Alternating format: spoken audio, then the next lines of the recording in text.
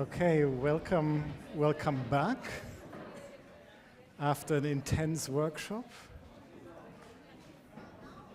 And welcome to the new participants in the room. Welcome to this panel named Culture for People, People for Culture, which is the first event that opens the training for the Contact Zone Final Conference in Brussels that starts today and runs throughout tomorrow here at the Piano Fabrik in Brussels.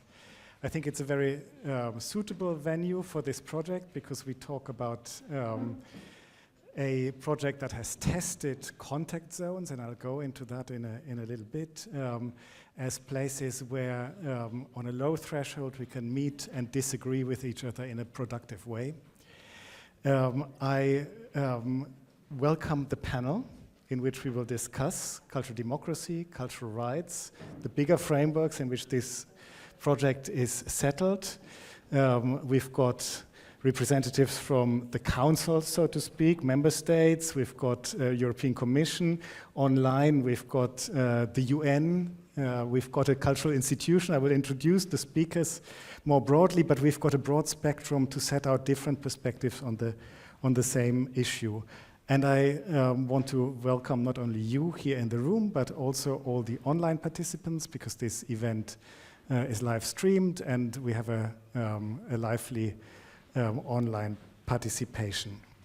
The panel is called Culture for People and People for Culture, and it sounds a little bit banal, and maybe it is, but we've been playing with a motto that was set out by the European Commission in their Culture Compass. Now, who of you have heard of the Culture Compass?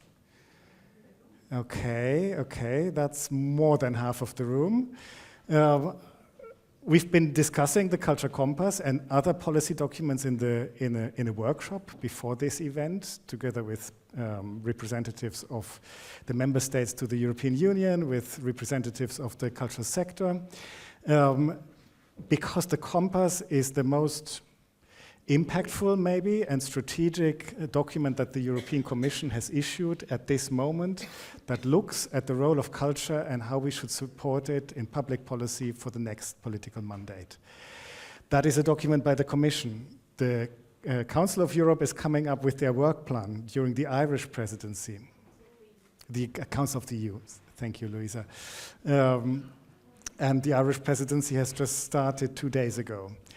We are also at this very moment looking at the next EU budget, which defines money in the EU, also for the cultural sector for the next 7 years. And specifically, we are talking about Agora EU, in which what we now know is Creative Europe will be settled. And there is a joint declaration for the first time, a joint declaration between the Parliament, the Council, and the Commission that commits to a stronger cultural sector in a way that has never happened before. I've said it earlier today. Everyone was flabbergasted about that declaration. We've been all Facebooking, Instagramming, LinkedIning about it. And I'm wondering whether we do it out of genuine enthusiasm about it. Partly yes.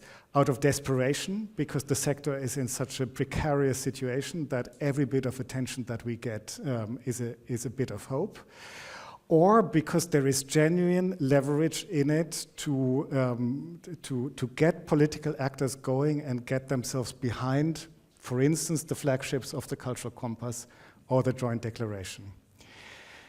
Now, we want to talk today about cultural democracy because the Training for the Contact Zone project is about just that, a very specific approach to the fact that cultural institutions, the cultural sector, is in the need of transformation to become more democratic. And why do we look at that democratic change? Maybe I make a little detour by talking about Culture Action Europe. Many of you will know that I work for Culture Action Europe, which is the main sector representing organization that brings together all kind of other discipline-specific networks in the EU that advocate for opera, museums, education, community arts, you name it. And we try to form an interdisciplinary, trans-sectoral voice when we speak to policymakers to ensure better framework conditions for the cultural sector, be it funding, be it rules and regulations. And we specifically try to distinguish culture as a foundational aspect of our societies, which needs to be supported without any preconditions, and that's the hardest part. And maybe that's the one that comes closest to a democratic role of culture. And the transversal part, the part of culture that can solve problems, the part of culture that supports health and well-being, sustainability of our societies, economic growth, you name it. And it's a very delicate balance between the both, because normally we are very good in producing arguments for this transversal role. We have facts and figures, how much jobs we create, how we indicators, how we contribute to health and well-being. But that foundational role that is just there without questioning is very hard to underpin. In our mission statement at Culture Action Europe, it says we are the political voice of the cultural sector and to bring culture at the heart of policymaking in Europe. Now, when you look at the heart of policymaking, and let's be a little bit black and white maybe, or stereotypical, which person is the heart of policymaking in Europe at the moment? Okay, it's a bit of a, okay, Ursula, of course. When we look at Ursula von der Leyen and what she keeps repeating, it is about competitiveness of Europe in the world, security, because we have a war not only on European ground, and it is about democracy, because we experience that there's a democratic decline across Europe, not only across Europe, but throughout the world, and that polarization, political polarization, but also polarization of a debate that we lead every day, not only in our direct circle, but also in our filter bubbles online, is so polarized that what a democracy really needs, a really dialectic exchange of ideas, and where we can stand disagreement and learn from each other, and from that point form better visions of a better future. That democratic agency is under threat. Now, we have a study from 2023 that Angelos will present, which is called Culture and Democracy, the Evidence. We've all celebrated it when it arrived, because we again thought indicators. We have arguments again. But in 2024, Culture Action Europe published their first State of Culture report, and one of the findings in it was that if culture and cultural institutions are expected to save democracy, so to speak, maybe we might need to look at ourselves in the first place and see whether we need to become more democratic ourselves, to not only talk the talk, but walk the walk. In that same State of Culture report, we found that instrumentalization of culture is a big problem. And now we could say, are we there to solve problems? If there's a democratic decline, are we the ones that need to clean up the mess? Aren't we being instrumentalized here?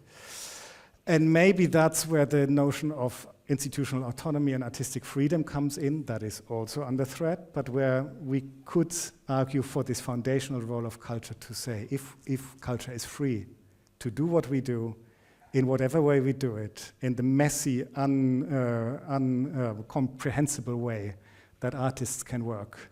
If we are free to do what we do best, then without further agenda, we will intrinsically contribute to a healthy democracy. Maybe this is something we can explore, and maybe this is something where also cultural rights come in, and where the vision of Alexandra Xanthaki, which is online, and Carmen from that can talk about the cultural rights plan in Spain, can shed some light on what is possible and what is not possible.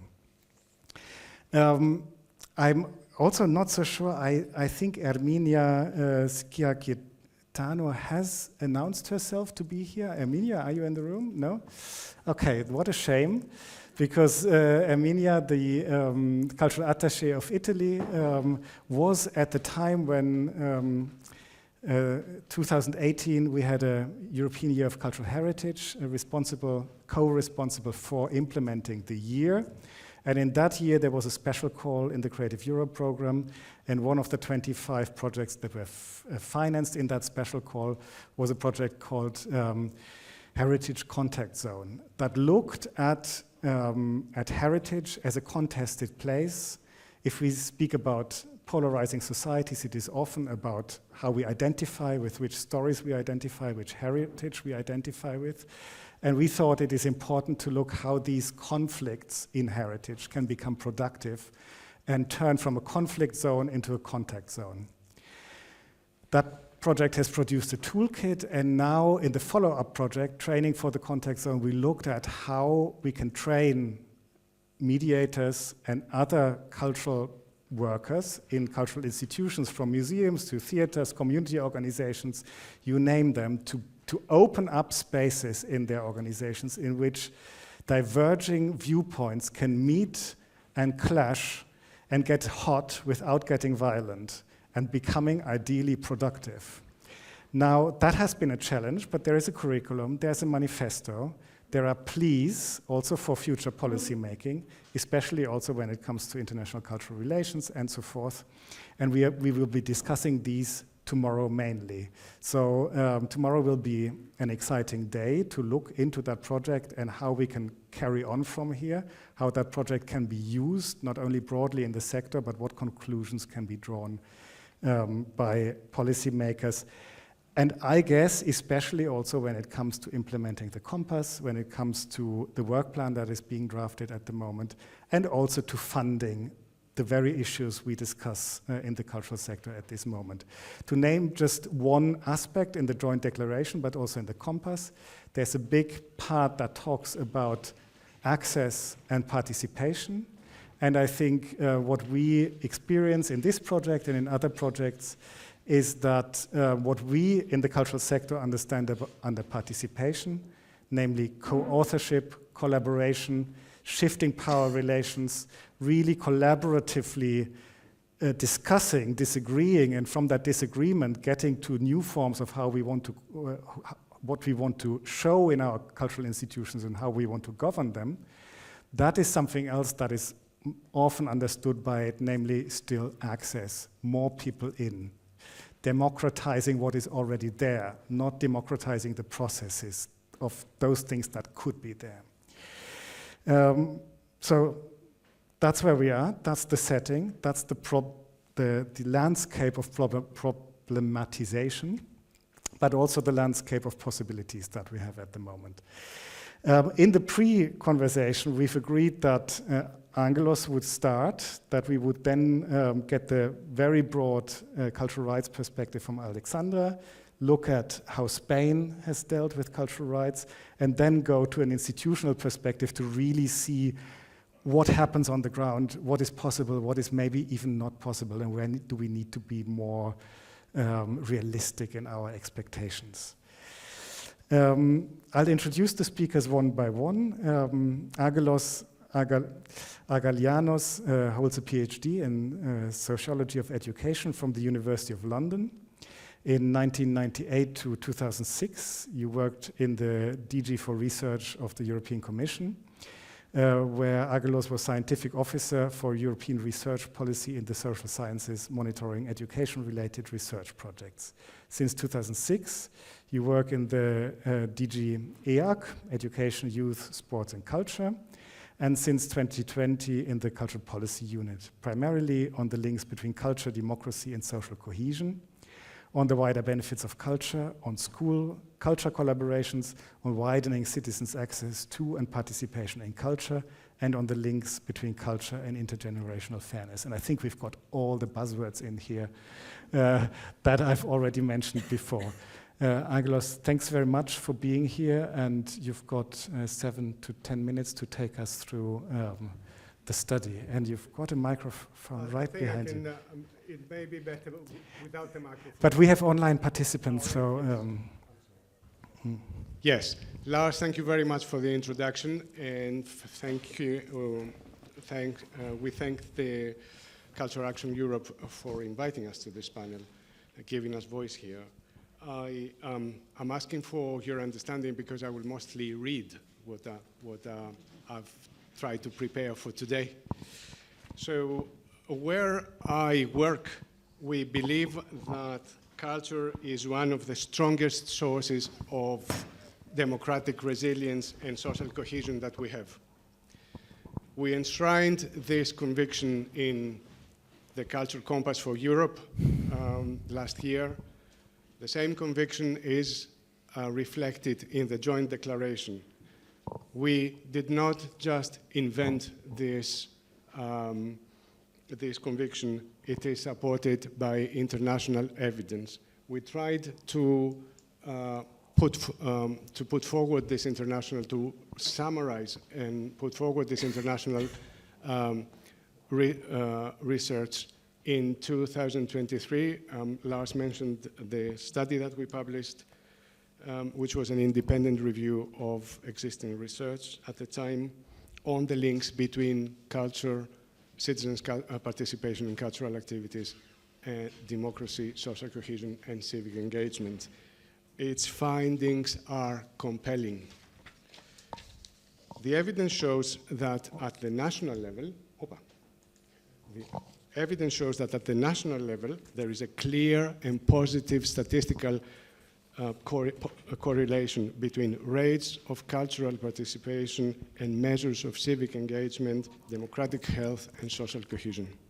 Countries which score higher than average in the general culture indicator also score higher in the democracy indicator. The general culture indicator is a composite indicator that includes several dimensions, such as rates of cultural participation, levels of cultural funding, cultural infrastructure, cultural education, and measures of cultural freedoms and equality. At the population level, in addition to national level data, a range of large-scale population level studies show that rates of cultural participation are strongly related to positive civic and democratic behaviors. Citizens who participate regularly in cultural activities and in the social, institutional, and community settings that support them are much more likely to vote, volunteer, and participate in community activities, projects, and associations.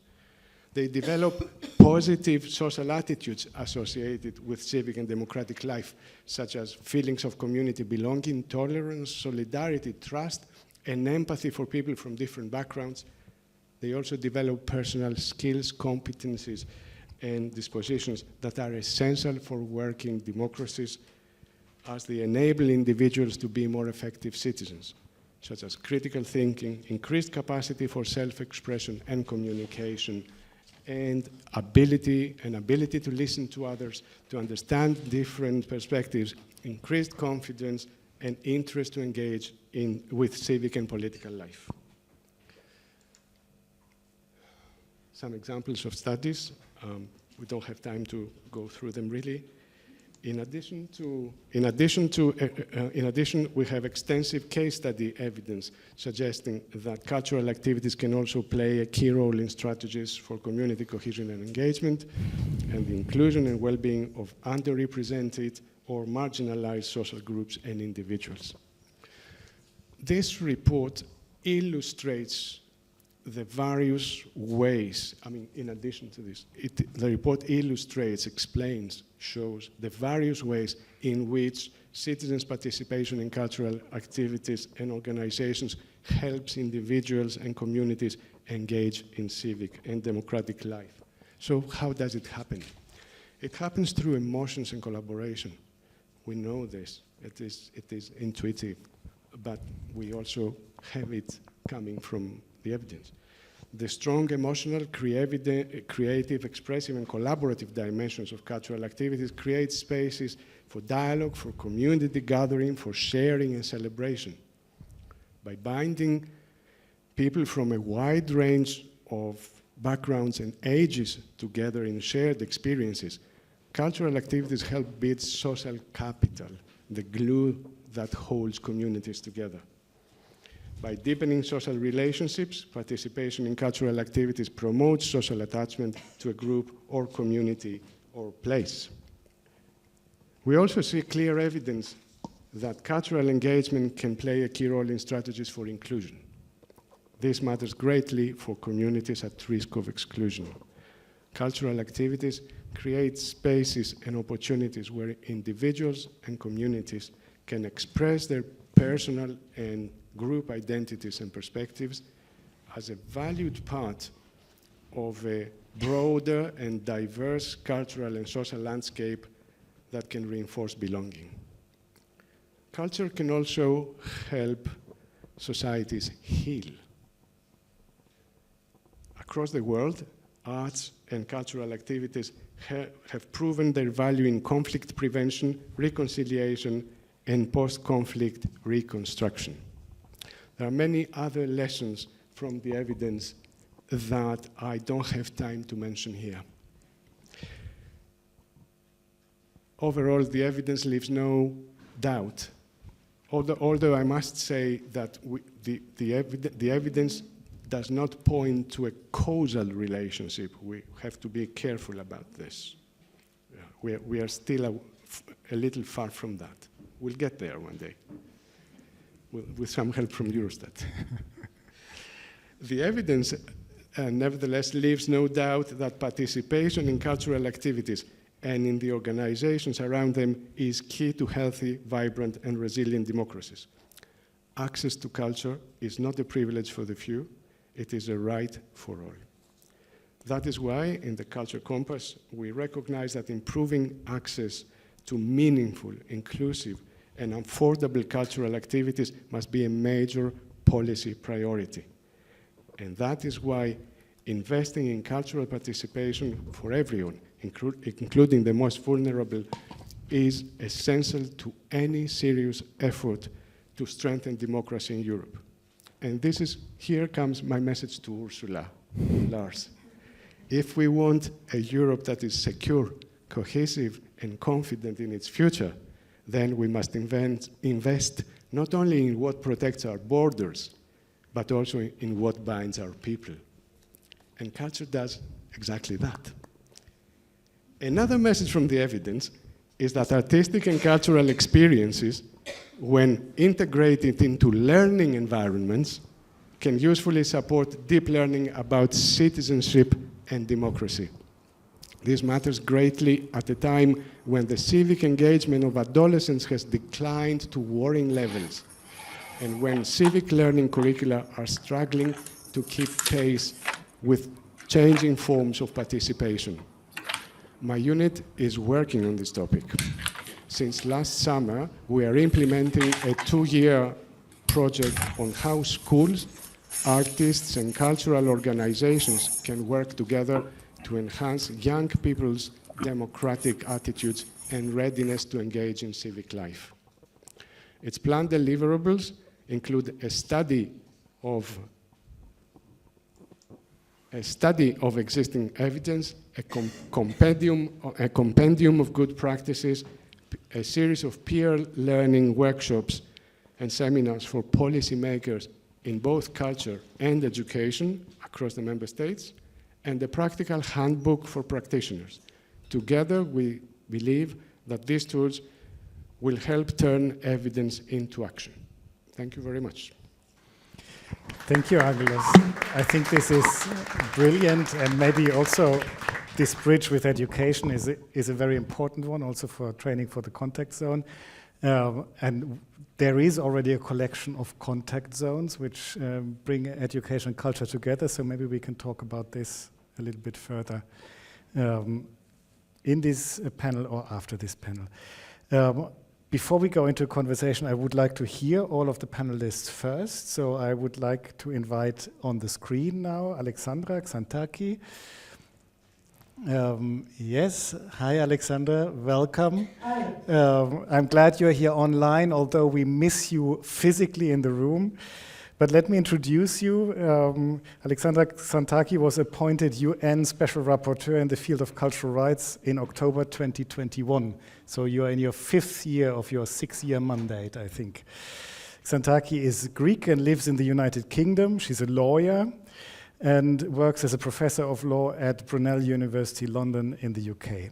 Throughout her academic career, Xanthaki has published on the cultural rights of minorities and indigenous peoples, cultural diversity, cultural heritage, balancing cultural rights with other rights and interests, and multiculturalism and integration in the international human rights law. She has worked with NGOs, civil society, and has consulted states on such issues. And I know your extremely busy agenda, Alexandra, so thanks very much for being with us here and joining the conversation. Angelos has given quite some cues already. For instance, access is not a privilege, but a right. And I think rights is where you come in. Please take us along the cultural rights thinking and what should and could trigger our thinking from your perspective. Thank you very much, and it's a real delight to be with you today. It would be even better if I was there indeed. But I am in Greece because the weather is a bit cooler.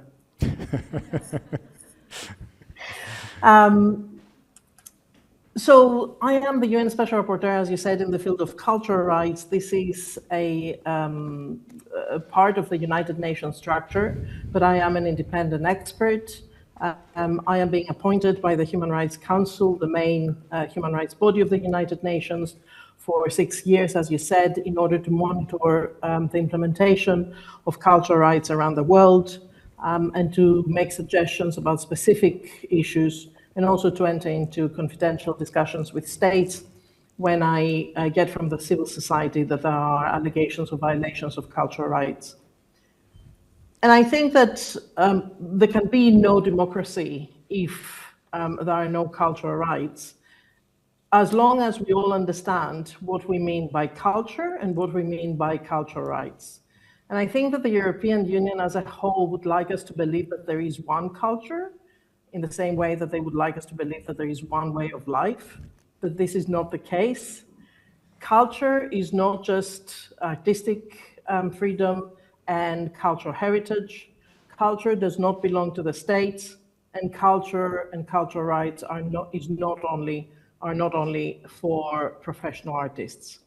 And I think that this is where now we have quite a lot of evidence, and we all agree, even if it is not implemented, that culture is about beyond these, and it's about ways of life.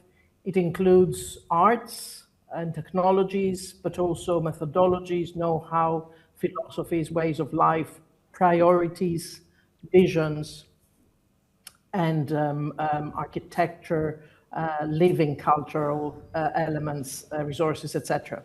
So I think that from the very beginning, we have to be very clear that culture is not just something that the cultural sector has. Cultures are what links us to our past, what shapes our present, and defines very much what our visions and priorities are. And I think that this very clearly means that we cannot really have a democratic life if we do not have these elements included and heard in the public space.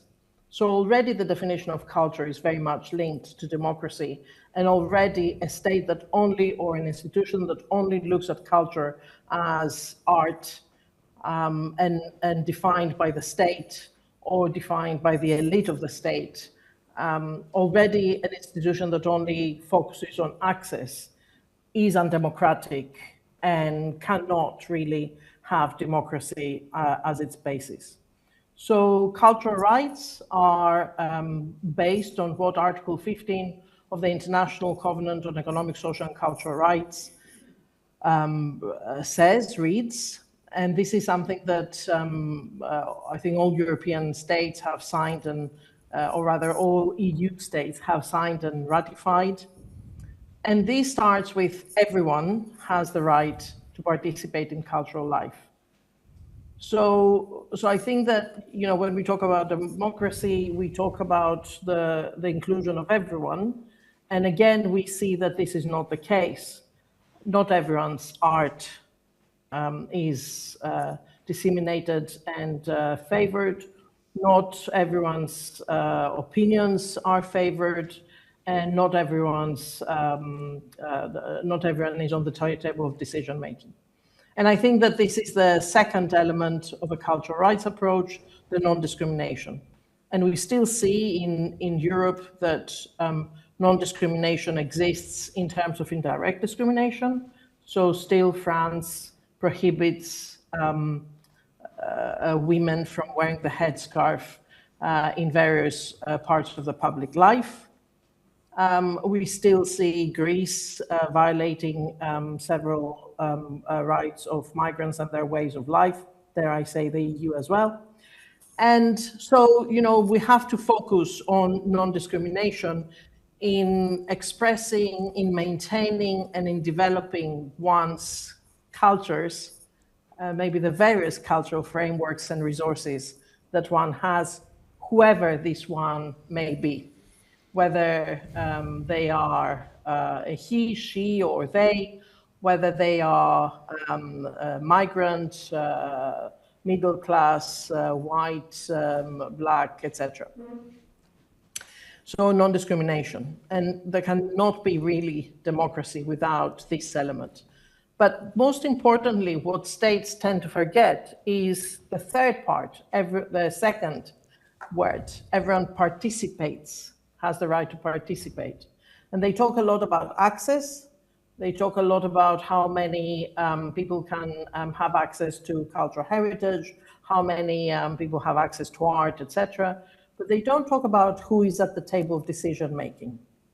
And the participation has to be meaningful rather than a tokenistic exercise where we bring the one migrant or the one vulnerable individual in order to make up the numbers. And I will give you very quickly one example from my country.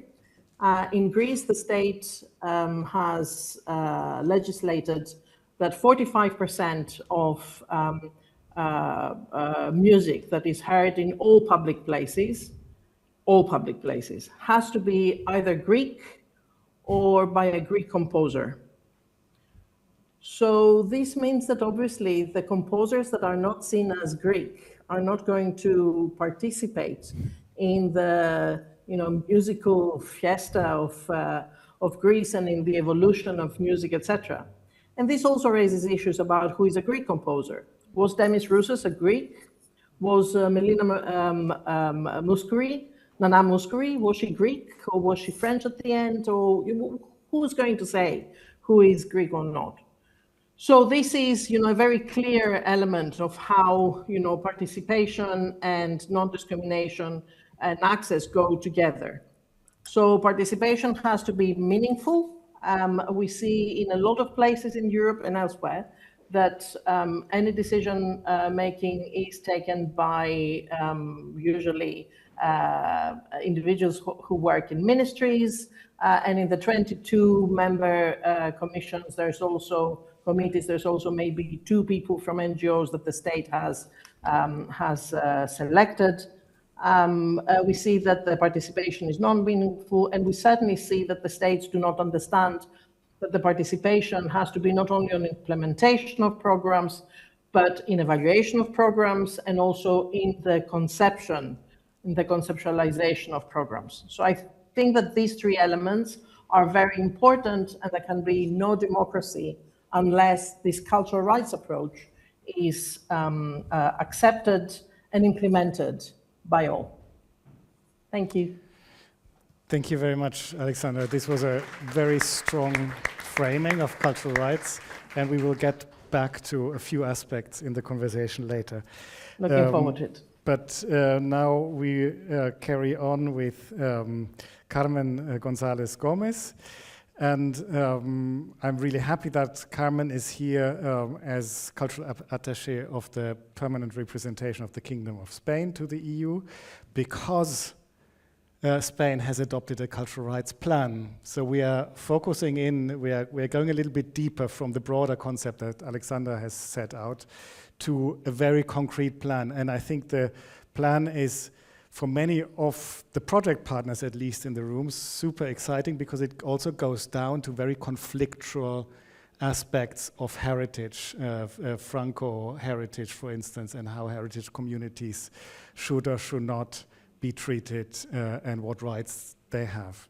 But looking back a little bit, you wrote to me that you are a civil servant in Spain, working in the Ministry of Culture on matters related to museums, copyright, and the it is really embarrassing if you need glasses and you don't have them. And the Director General for Cultural Rights. You now serve as cultural attaché, and in 2023 also worked at the Spanish permanent representation during the Spanish presidency of the Council of the European Union, covering, as now, the Cultural Affairs Committee, the Audiovisual and Media Working Party, and the Copyright Working Party. Thanks for being here, and you've prepared a few slides, and they should be up, and you can use the remote.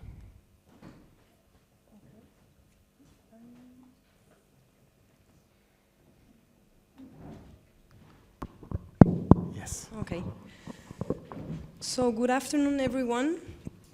First of all, I would like to sincerely thank Culture Action Europe for organizing this panel and for giving Spain the chance to present our contribution to today's discussion. I would also like to express how honored I am to share the panel with such distinguished panelists. It's a pleasure. And also thank you to all of you for being here today and for your interest in this important topic. Allow me to do two previous remarks. One of a personal nature and the other of a legal, political nature. The first one at the EU Creative Competitiveness Forum that was held on the 25th of June last week to address the potential that culture and creative sector has to contribute to the competitiveness of European Union. Enrico Letta referred to one of the very few advantages of Brexit, explaining that we went from speaking French and German and Spanish to all speaking bad English.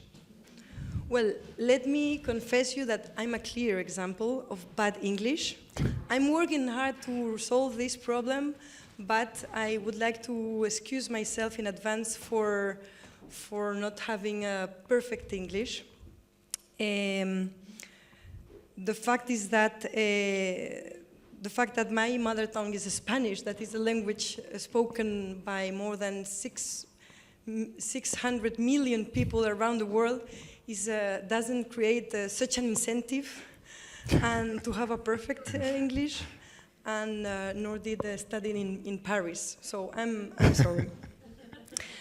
And before that also, allow me to briefly introduce some of the details of our national constitutional framework, because maybe you're not familiar with it, and it's very important to take it into consideration to understand the plan on cultural rights that was approved in 2025. The preamble of our Constitution of 1978 identified one of the objectives of the Constitution is to cooperate in strengthening peaceful relations and effective cooperation among all the peoples of the earth. And Article 3 of our Constitution already established that the Spanish is the official language of the state. All Spaniards have the duty to know it and the right to use it. The other Spanish languages should also be official in their respective autonomous communities. And the richness of Spain's different linguistic traditions constitute a cultural heritage that shall be the object of special respect and protection. But also, please let me refer to Article 9.2, what is one of my favorites, that requires the public authorities to promote the condition necessary for freedom and equality to be real and effective, and to facilitate the participation of all citizens in political, economic, cultural, and social life. Also, Article 23 is very important because it's the one that established that citizens have the right to participate in public affairs. Article 16 on the freedom of religion for individuals and communities. Article 20 that recognizes the rights to the freedom of express and disseminate thoughts, the freedom of literary, artistic, and scientific and technical creation. And also our special article on culture, which is 44, the public authorities shall promote and safeguard access to culture, to which everyone is entitled. So these are the very basis on which the plan on cultural rights was adopted in 2025. And please let me share with you the principles, the strategic goals, and some of the main measures that are presented in the plan. So, first of all, the Cultural Rights Plan 2025-2030, approved by the Spanish Ministry of Culture, is built on three fundamental ideas. The first, that culture must be recognized and protected as a human right that every person should be able to exercise without borders. Second, diversity, inclusion, and equity must be placed at the heart of cultural policies, ensuring that everyone can not only have access to culture, but participate in cultural life, regardless their social background, regardless the age, the gender, the disability, the language, or the place of residence. And third, that culture can play a transformative role. So it can contribute not only to artistic creation, but also to affront other challenges related with growth, employment, but also health, territorial cohesion, consolidation and defense of democracy, and defense of values. And this means that the cultural rights approach requires hard cooperation between different administrations and different ministries. Based on these three fundamental ideas, the plan have 5 strategic goals. Here they are. Let me go one after one. The first priority, strategic priority, is to ensure what we call in the plan cultural democracy. The objective is to guarantee not only the access to culture, but the genuine opportunities for everyone to participate in cultural life, not only as audiences, but also as creators and active contributors. The second priority is to address today's major societal challenges through culture. And in this sense, the plan promotes gender equality, celebrates cultural diversity, supports multilingualism, addresses territorial inequalities and demographic challenges, strengthens the link between culture and health, especially mental health, and promotes democratic history. The third priority is to promote the independence of cultural ecosystem. Here we are. And for that, the diagnosis is that a focus on the working conditions and the labor conditions of all the agents that are part of the cultural life is very important, must be a priority. And the plan seeks to improve working conditions across the cultural sector, safeguard artistic freedom, and also the independence of cultural actors. The fourth priority of the plan is to consolidate cultural rights as the guiding principle or the guiding approach to other cultural policies at the ministry on copyright, on cultural heritage, on music sector, on diverse, even on grant policies, to have this approach based on cultural rights as an horizontal approach to the other cultural policies. And finally, the fifth priority is to build an administration fully committed to cultural rights. So, in that sense, as I was saying before, this involves improving coordination between all the public authorities into decision-making processes that take into consideration the elaboration of the programs and the policies, the implementation, and the evaluation. To translate these 5 priorities, the plan proposes concrete actions, an amount of 146 concrete actions to implement the plan. 146 measures, of which 100 are expected to be implemented during the current legislative term, that include a future state law on cultural rights, free admission or discounts for vulnerable people in state museums and cultural venues, cultural and health projects, new support for cultural projects in rural areas, measure linked to the status of the artists, and new funding lines for cultural project that has a special social impact. The implementation combines very short-term measures with a more long-term approach that tries to introduce and integrate this cultural rights approach to long-term cultural policies. The overall financial allocations. Yes, it's approximately amounts to approximately 80 millions of public funding, which funding dedicated to grant programs, cultural programming, strategic projects, institutional coordination. And finally, just to end this very brief presentation of the plan, one of the strengths of the plan lies in the way it was prepared.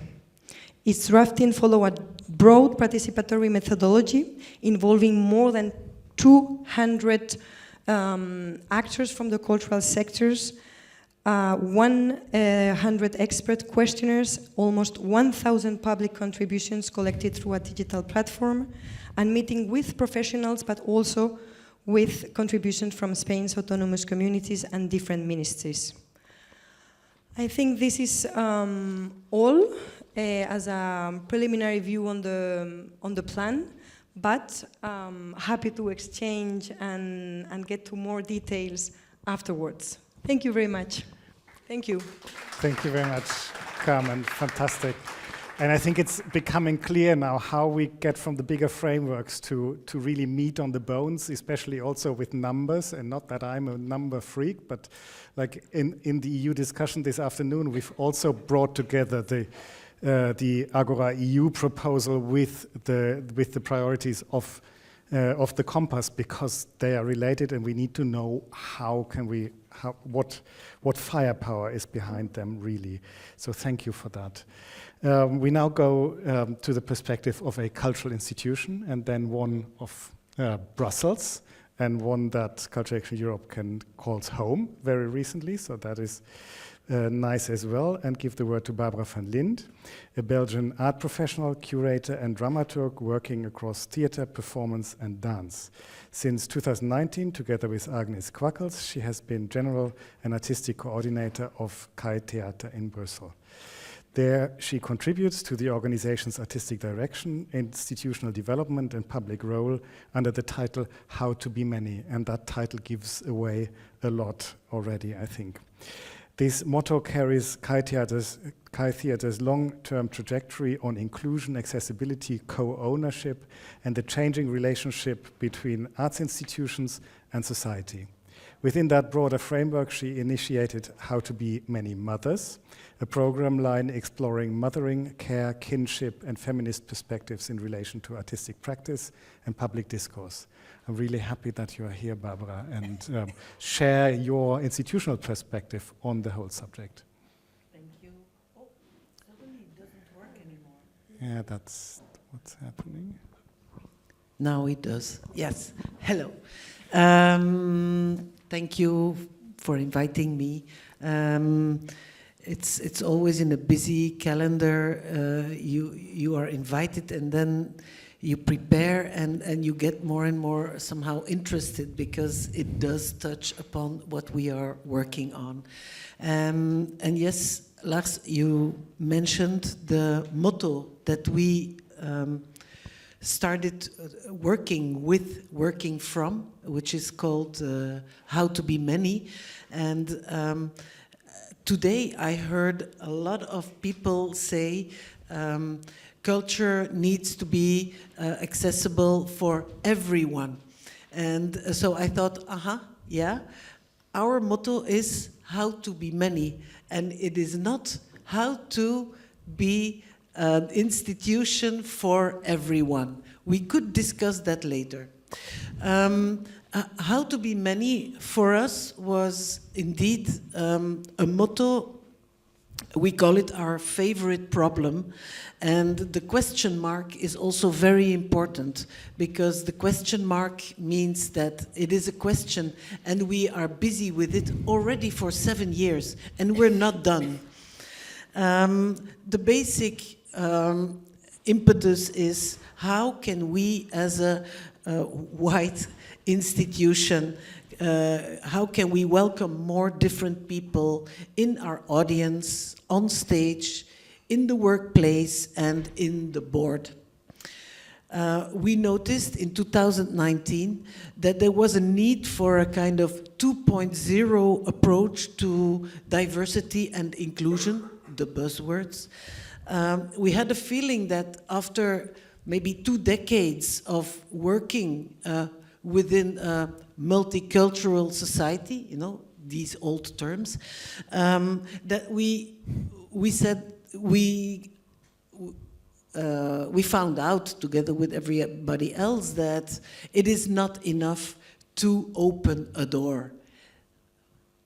It is not enough to program the work of a Moroccan choreographer who had an education in a highbrow dance education in Brussels and works with his Amazigh background. It is not enough to program that choreographer to have also the people from his community in the audience. It is not enough. So what are we gonna do?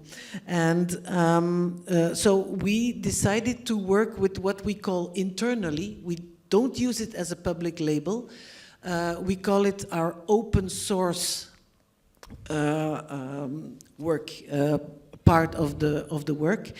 I think one of the first things we did is we dedicated a certain amount of money to this open source, and from the beginning of the budget we said, well, we wanted 20% and it turned out to be 15% of our artistic income we will dedicate for this kind of work. We also learned that we need to keep weeks free in our agenda and really keep them free, otherwise other theater performances, dance performances, you know, interesting artists, poof, poof, poof, and there you are with your intentions. So what does this open source working mean? We started to invite, to go towards collectives, small organizations who operate between art, social justice, community, who represent underrepresented people within the cultural field. And we said, can KAAI Theater be a toolbox for the activities that you would like to organize for your community? Can we be a toolbox? We have space, we have manpower, we have a budget, and we have a wish to let our own way of working be influenced by your way of working. We gave them autonomy, and in general, I will mention some examples. We gave them autonomy, but the program really started, let's say, from a dialogue. And what we saw happening was that the open source partners came with proposals that really match with the definition of culture that we heard earlier today. So it was, and performances, but also conversation, workshop, food, party, body work, etc. So what we learned is that this intersection, this cultural approach is actually super important. I will give 3 examples of open source collaborations. So first, we collaborated with Fat Sabbath. It's queer and LGBTQIA racialized network from Brussels. They had a home base for a while, then they became homeless, and so we invited them to prepare a program. And I think one of the learnings is if you do it more than once, you really learn from each other. So they did 3 events. Open mic, writing workshop, but also a tattoo stand, a book stand, you know, and you feel that these gatherings are strengthening communities and cultural,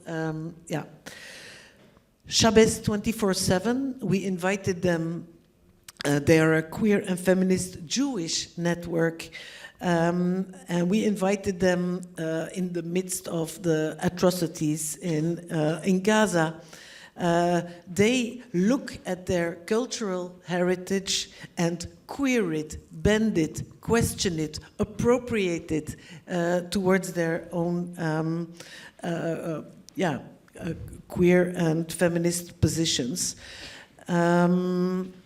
So they organized a braiding candles workshop or things like that. And then maybe Baya Collective. So after a while, we got used to, let's say, full bustling weekends with a lot of parties also. And then Baya Collective came, a small collective of women with academic and artistic backgrounds. And they said, we want time for a couple of young artists to really dive into their practices, exchange with each other, and for a very long time we didn't have any idea what would they bring out. And in a way there was just a few sharings, hardly any audience, because we got the information a week before, but we met a choreographer there that will premiere in KAAI Theater in 27. So even if it is not, like, let's say, a larger community event, you kind of contribute to something. I want maybe to stop with a couple of learnings, things that we have met in these discussions and collaborations. So first, what did we meet is rightfully mistrust in the white organizations. So a big sensitivity towards appropriation. So it really took time to build trust and to build better working relations. But what we also saw is how our team was mistrustful towards proposals from people who are not considered artistic, who are not considered high quality. And we had several discussions with our technicians and other people saying like, this is not quality, etc. So this is also an interesting process. We worked with, for instance, events that were not accessible for everyone. For instance, a workshop only for people of color. And we had discussion with the board. Board says like, huh? A workshop only for some people of color? Aren't you discriminating? So we had to defend that also to the board. Fair pay, yeah, we have a fair art practice code, but if you have 10,000 euros, you just want to use it, you want to get the max out of it. And so we had to collaborate with many people whom we knew weren't paid fairly for the work that they were doing. So it's like, normally we don't do it. In our program, we don't do it. But here, yeah, we want to think along. So you are a bit stretched there. We can discuss later. Maybe I want to finish with one of these buzzwords. One of the things that we strive for. So, okay, access is not what is enough, what is really democratic tool. Agency is what can create this sense of co-ownership. And the nice thing is that at a certain moment, first we were inviting, and at a certain moment, Chavez is calling us and saying like, hey, that was nice. Can we do something together again? So this is a very nice result. And I think, yeah, no co-ownership without co-authorship. Thank you very much. Fantastic. Can we have Alexandra back on the screen for the conversation now, please? Now, I have prepared questions, and I have got a million other questions that popped up in my mind listening to all of you. But vary of the time, I will hold back for a moment and give all of you immediately the possibility to ask questions. If it's okay, Alexandra dropped out? Oh, okay. Good, then we will imagine her answers. But please, if you have questions or remarks to the panel, just please raise your hand. Or even though I might start with the first ones, doubting or not doubting? No. Okay, come, Luisa. You need to come here, I guess, because the cord is very short. There's a sort of, speaker's point here, Yeah, okay, we get a little bit more leverage. Maybe you stand there that others can see you, yeah.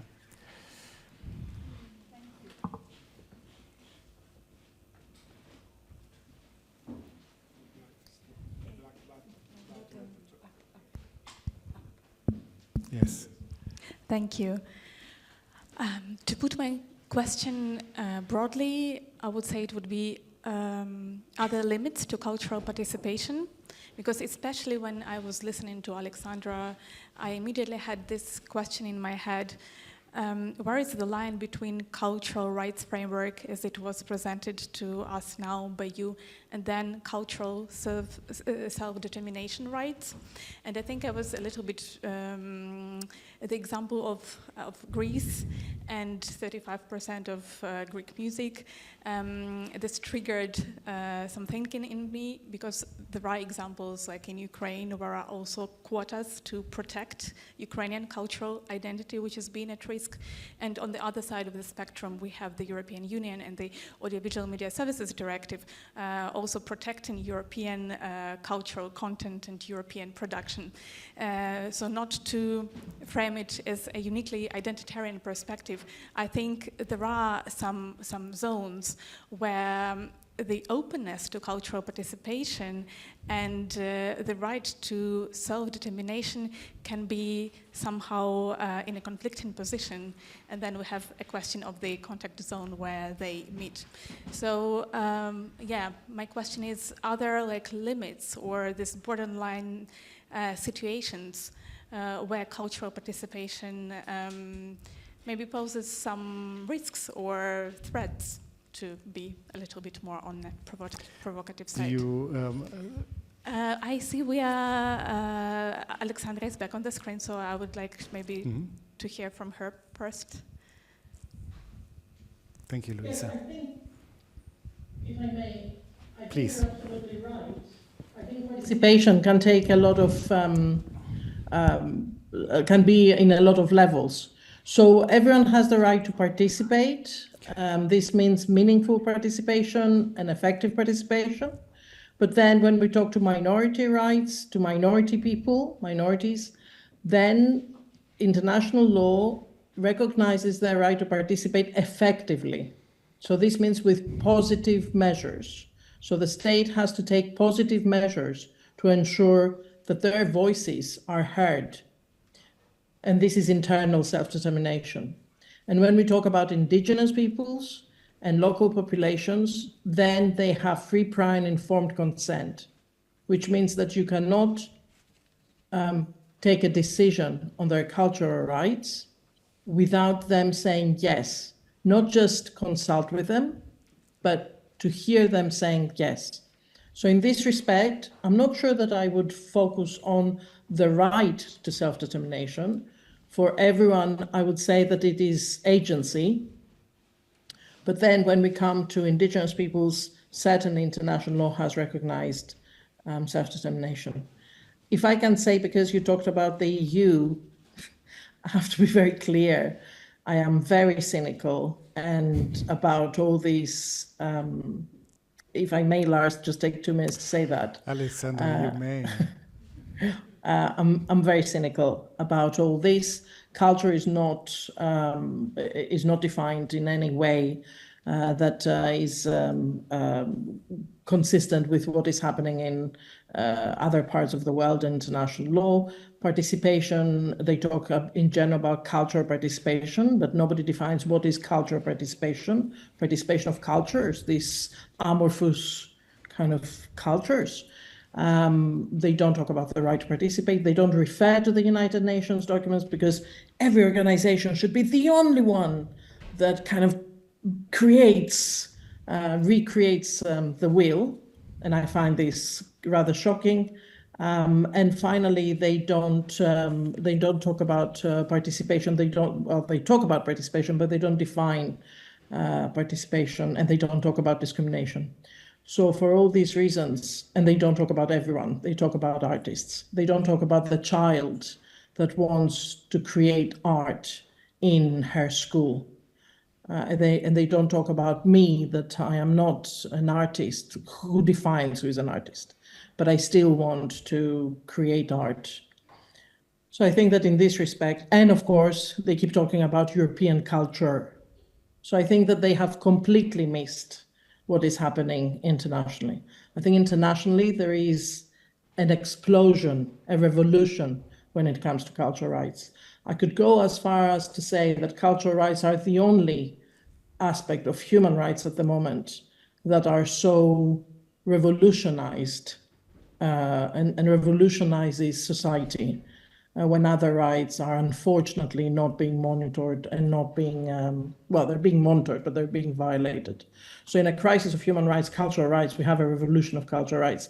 And I'm very disappointed that the European Union, okay, I overgeneralize, Angelos's, for example, study and work is amazing, but I'm very disappointed that the European Union keeps missing the point.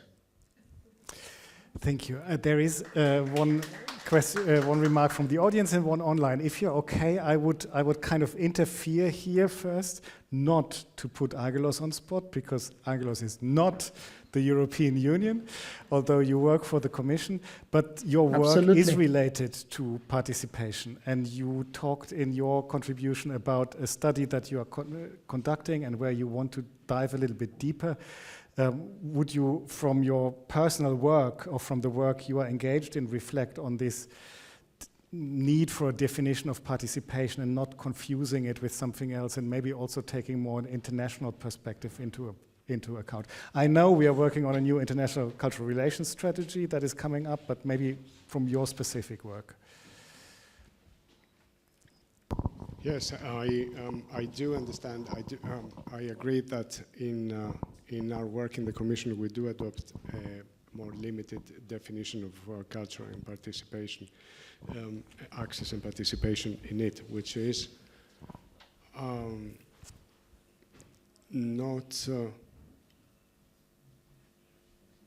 necessarily, how to put it? From a certain point of view, it is convenient because it does allow us to reach somewhere, to work more concretely or more on a certain range of more specific things and get some results. While I do hear Alexandra's point, and we do about the broader definition and meaning of culture, and we do also work and take into consideration also the United Nations and UNESCO work on culture. More recently on artistic and cultural education, which is a topic that we are very keen to explore in the future. Okay, thank you, Angelos. Anita, please, would you mind coming here to use the microphone for the online participants? Thank you. I have a question to you. Oh, wait a second.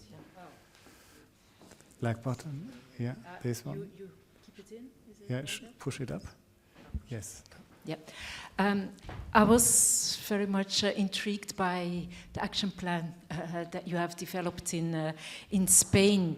But whilst you were presenting it, and then when you came to the slide of the funding, then I thought, yeah, but okay, this will be kind of focusing on organizations, or they will have to kind of collaborate or implement or look at realizing the ambitions of the government, of the Ministry of Culture. But then what about this vast kind of range of whatever you can consider, I mean, without speaking of quality or whatever expression we may have. But there's also a kind of vast kind of entertainment sector, and they do their thing as well. How do you kind of, because there are a lot of people who are there and they find that, yes, this is the culture I feel connected with.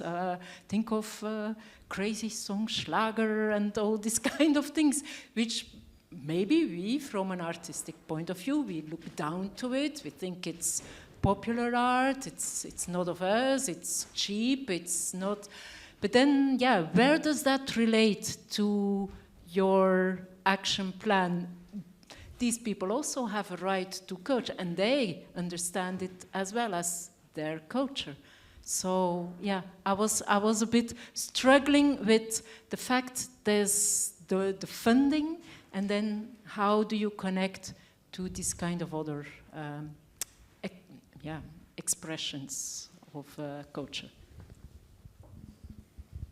Thank you.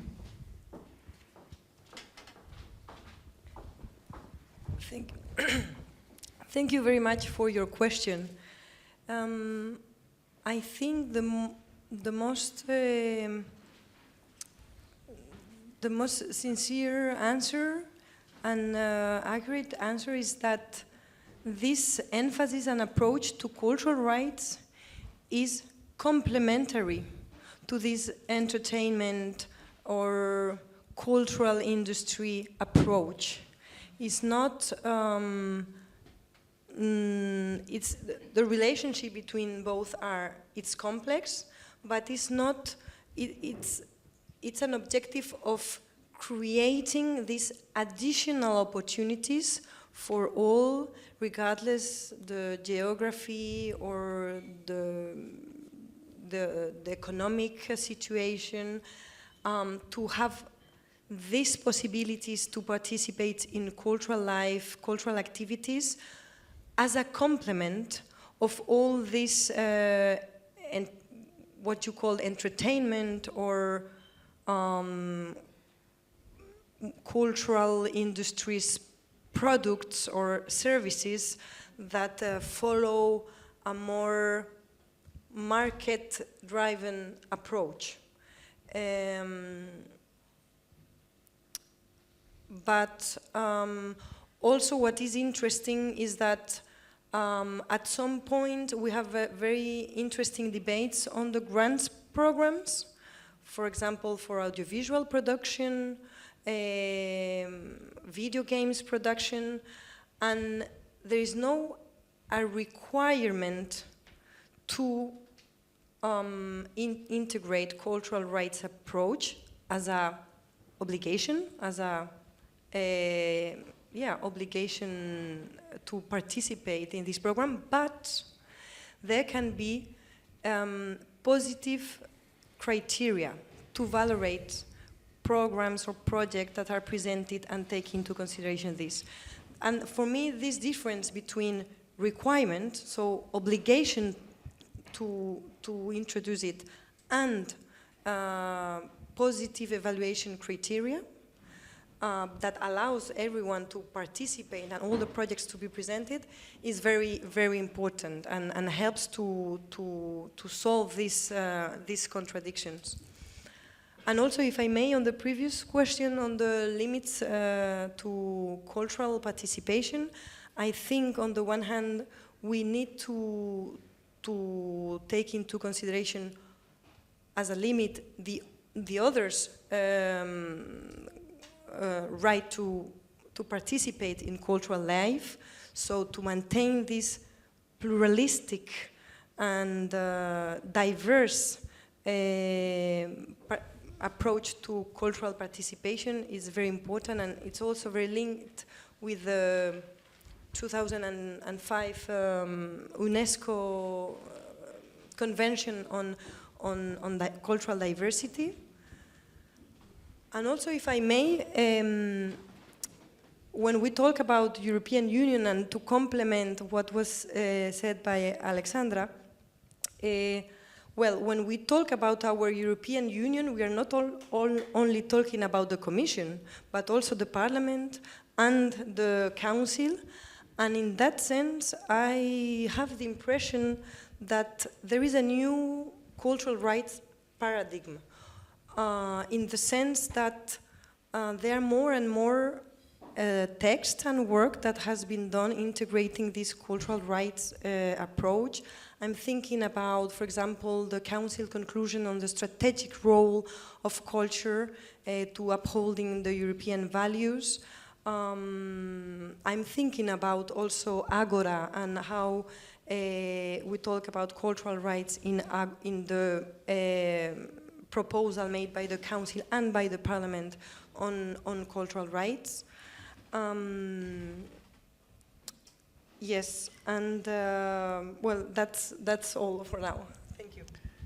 Thank you very much. Before we go to the online audience, there's just a burning question on my mind for Barbara as well that comes out of this deepening of the question of participation, because you've ended your contribution with the shift from access to agency. And in the beginning, you've mentioned your board as well. So you have a board, you have a management structure, you have a whole governance model. And I imagine that opening up your program is difficult enough, but then this agency of also deciding of how resources are used, how this toolbox, as you describe it, might be owned by not all communities, but by many more. Is that an area you also look at? Do you explore participatory governance? Is that something you could reflect upon in a few sentences? Can you repeat the last sentence? In how far the how to be many question is also applied to the governance of your institution, decision making, your board, and yourself. Maybe I will take this one. Well, I think the how to be many philosophy or thinking has reached the board in the sense that a few years ago, we had to also really defend the idea. It took a while, you know, sometimes ideas need time and then they are suddenly acceptable. So we came up with the idea to do an open call for new board members, which was completely new for the board, and I think for many boards of cultural institutions, because if we know somebody and we don't want that person, how are we going to reject that person? And you know, like all kinds of sensitivities. Luckily, we were not the first, so we used the examples of other organizations and say, hey, look, it went well there. And so we did it. We did an open call, and I think it was a great process. We have had really inspiring profiles approaching us, and it's just so different. If you approach somebody that you know who is already in your address book and do you want to become part of the board, you know, it's like, oh, please do it just for your name on the board. But if somebody applies to become member of your board, well, it means I want to be there. I want to make time for this. I am committed, and I expose myself to maybe a kind of selection. Mm-hmm. And more towards the decision making, because you said, okay, it shifted from you inviting people to groups approaching you, whether they can come back. And there's a shift of how you see quality in a quality process, maybe more, and in a very wide concept of culture. But there are still decisions to be made. Who gets the 10,000 euros? Who gets the space? How do you democratize this decision making? Where are the limits to it? What is the challenges there? I could say we stopped there. So I think it's a really good question. It's a really good question. So far, we, let's say the curatorial team of KAAI Theater is deciding, is also issuing the invitations, is entering in conversations, etc. And I think that one of the things, if you would go further in this, in really opening up the decision-making process, these people should be paid to do that. you know? So it's also there a kind of shift that you should think about. And so far we have not done it, but it's really something to think through. Thank you. Thank you. Thank you for sharing the challenge and how you take it step by step and so carefully. Over to the online question. It's a bit of a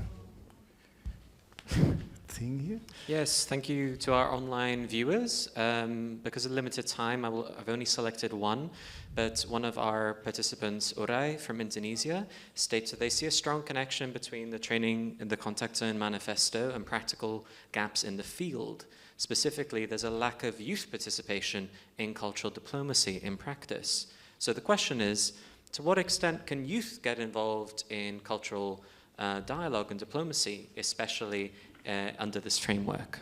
So I don't know if anybody wishes to comment on the importance of youth participation and how to support that.